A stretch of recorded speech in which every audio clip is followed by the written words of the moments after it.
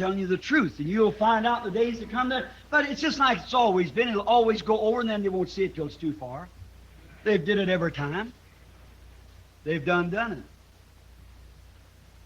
Jehovah's bride wanted to go whoring after the rest of the people, like the rest of them. That's what Jesus' bride wanted to do. Oh, Samuel, who the word came to, who did the word come to? The prophets. Well, that old prophet walked up and said, now just a minute, children. What do you want to go out after that for? Said, have I ever told you anything in the name of the Lord but what come to pass? Remember that? How many of you read that? Sure, yeah. Have I ever told you anything in the name of the Lord what come to pass? And another thing, did I go out holding big campaigns or so forth and taking all your money away from you? Did I already said I ever beg anything? I'm talking about Samuel now. Somebody the word of the Lord came to. Said, did I ever ask you to put in so much and do such and such? No. They said, no, you never did that. You never did tell us anything but what was right. He said, then why would you want to go out after that? They said, Samuel, you're so right, but we want it anyhow.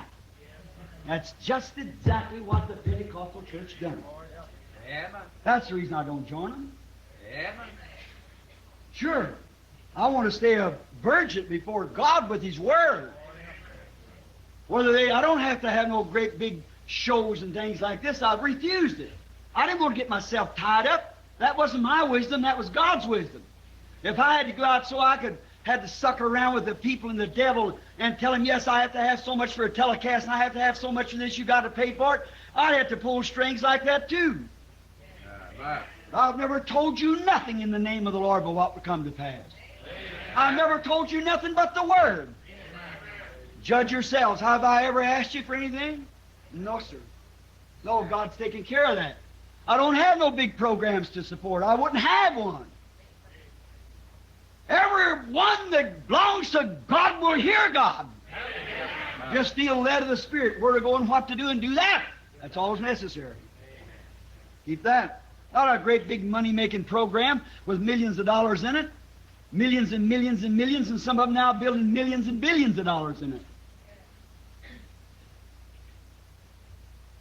I don't feel bad about criticizing. It's due criticism. I don't want to hurt nobody's feelings, but I'd rather hurt some man's feelings than hurt God's feelings.